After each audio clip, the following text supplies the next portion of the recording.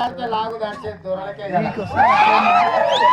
అందుకే మైకులలో జ్వరపడ్డట్టున్నారు. జ్వరపట్టే జనసేపు అన్న మధ్యలో ఆగుతుందేమో వర్షం అని. మీరు ఎన్ని చేసినా మాట్లాడేది మీ జాతకం బయటపట్టే, మీ జాతకాన్ని బయట పెట్టడానికే, మీ బతుకులు బండారం రోడ్డు మీద ఈడ్చడానికే నా ప్రయత్నం.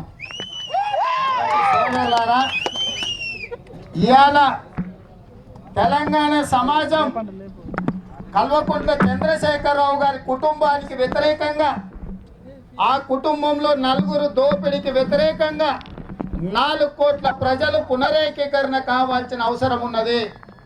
ఇవాళ తెలంగాణ సమాజం వివిధ ముక్కలుగా విడిపోతే కేసీఆర్కి రాజకీయ ప్రయోజనం చేకూరుతుంది. కాబట్టి కేసీఆర్ వ్యతిరేక పునరేకీకరణ జరగాలని చెప్పి తెలంగాణ సమాజం, తెలంగాణ బుద్ధజీవులు విజ్ఞప్తి చేయడంతో ఈరోజు ఇంత బాధ అయినా ఇబ్బంది అయినా నిర్ణయం తీసుకోవాల్సి వచ్చింది. నేను మొన్న వచ్చినప్పుడే చెప్పిన, నా అధిష్టానం ఎక్కడో లేదు, నా అధిష్టానం కొడంగల్ కార్యకర్తలే. కొడంగల్ కార్యకర్తల నడుమ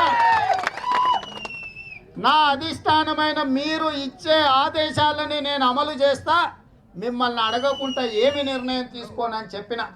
ఆ మాట ప్రకారమే అమరావతిలో చంద్రబాబు నాయుడు గారిని కలిసి తెలంగాణలో ఉన్న పరిస్థితులు వివరించి వారి ఆశీర్వాదం తీసుకొని బెజవాడ కనక దుర్గమ్మకు దండం పెట్టుకొని ఆ నుంచి కొడంగల్కు బయలుదేరి వచ్చిన.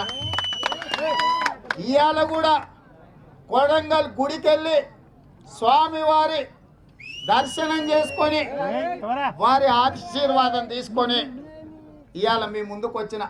మీరందరూ కూడా ఏదైతే తీర్మానం చేసిండ్రో, ఏదైతే నా మీద అభిమానం ఉంచిండ్రో, ఏదైతే నా మీద నమ్మకం విశ్వాసాన్ని పెట్టినరో, మీ అందరి నమ్మకాన్ని విశ్వాసాన్ని తగ్గకుండా ఖచ్చితంగా రాష్ట్ర రాజకీయాలను చంద్రశేఖరరావు గారి దోపిడీని అడ్డుకునే విధంగా, చంద్రశేఖరరావు గారికి గుణపాఠం చెప్పే విధంగా మీ ఆదేశాల మేరకే నిర్ణయం తీసుకుంటా.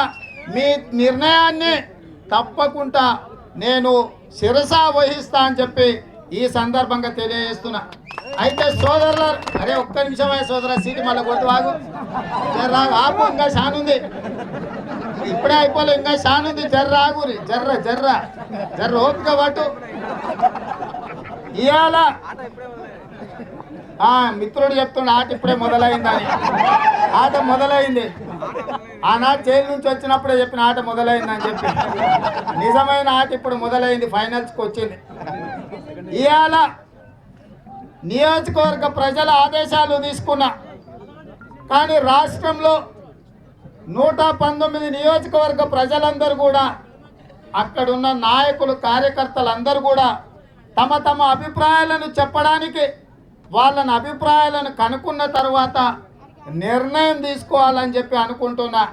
కాబట్టి ఈరోజు మీ ఆదేశాలను తూచా తప్పకుండా రేపు ఉదయం 9 గంటలకు నక్లెస్ రోడ్డులో జలవిహార్ దగ్గర ఏదైతే పీపుల్స్ ప్లాజా ఉందో, రేపు రాష్ట్రం నలుమూలల నుంచి వచ్చే అందరి మిత్రులను అక్కడ కలిసి వాళ్ళందరితో కూడా మీతో ఏ విధంగా అయితే మాట్లాడినో, వేల మంది కొడంగల్ కార్యకర్తలు ఎవరైతే నన్ను భుజాల మీద మోసి పల్లకెక్కించి నన్ను అసెంబ్లీకి పంపించిండ్రో, మీ ఆదేశాలను ఎట్లయితే శిరస వహిస్తున్నానో, ఇవాళ రాష్ట్రం మొత్తం మీద కూడా విద్యార్థి పోరు కావచ్చు,